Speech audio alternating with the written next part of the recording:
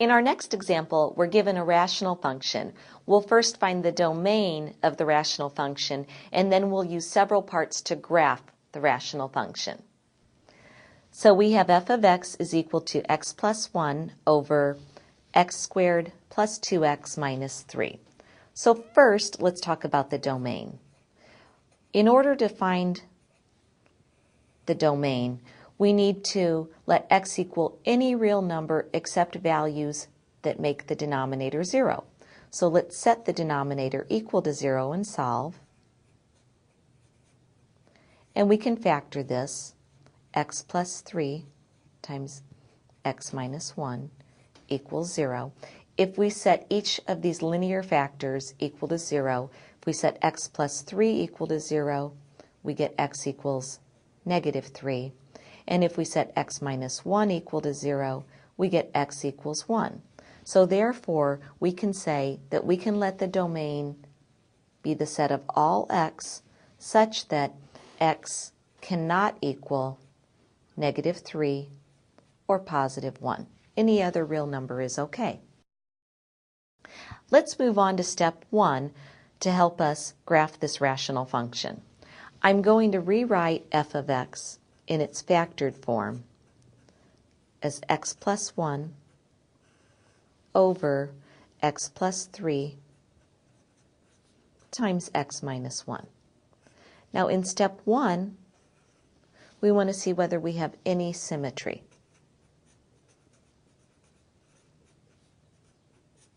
Well, in order to check for symmetry, we're really looking for f of negative x. Let's go back to the original function for a moment. I'll substitute negative x everywhere I see an x. In the numerator, I have negative x plus 1. In the denominator, when I take negative x and square it, it's still x squared. Plus 2 times negative x gives me minus 2x, and then I have minus 3. This is definitely not the same thing as my original function. It would be the opposite if each and every term were the opposite, and I don't have that case either. So we can say that there's no symmetry here. Let's move on to step 2 and see if we have a y-intercept.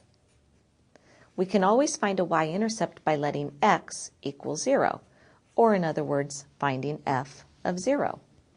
We'll get 0 plus 1 over 0 squared plus 2 times 0 minus 3.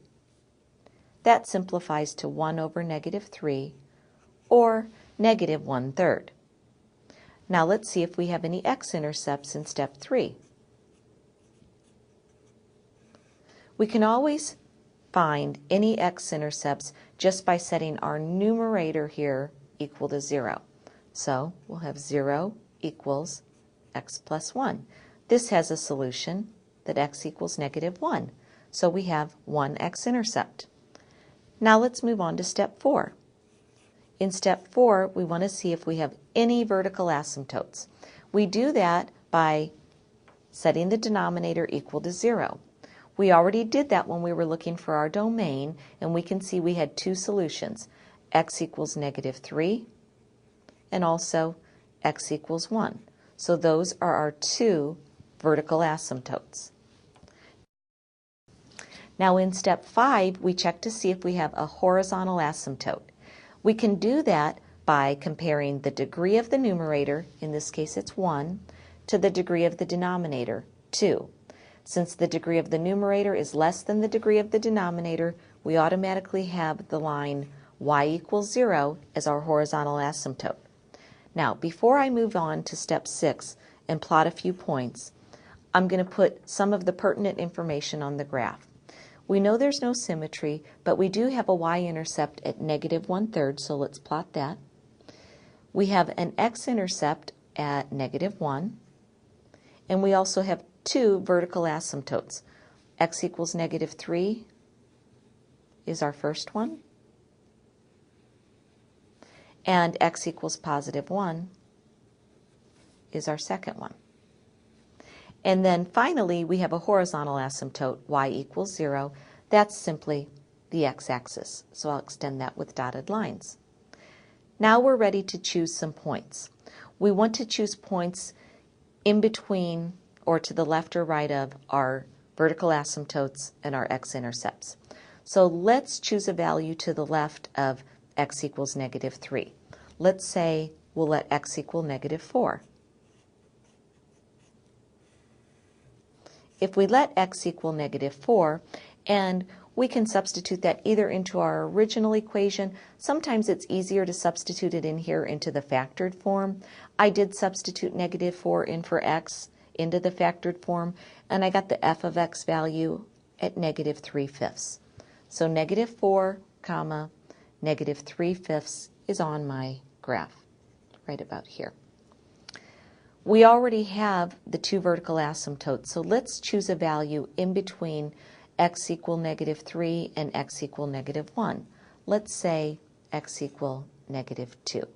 Again, I substituted into my factored form of my function, and I got the value positive 1/3. So we can say negative 2, comma 1/3 is a point on our graph. And then we can also pick a value here in between, say, negative 1 and positive 1 for x.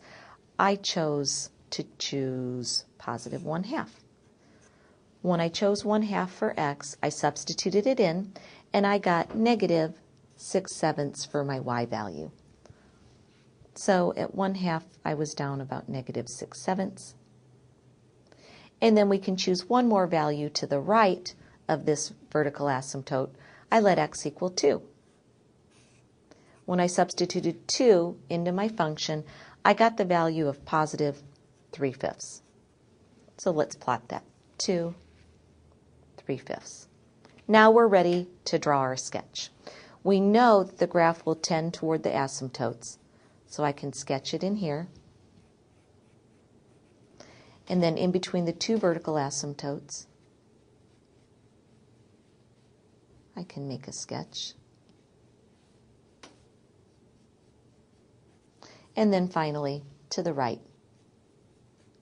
of my last asymptote. And here's a sketch of the function.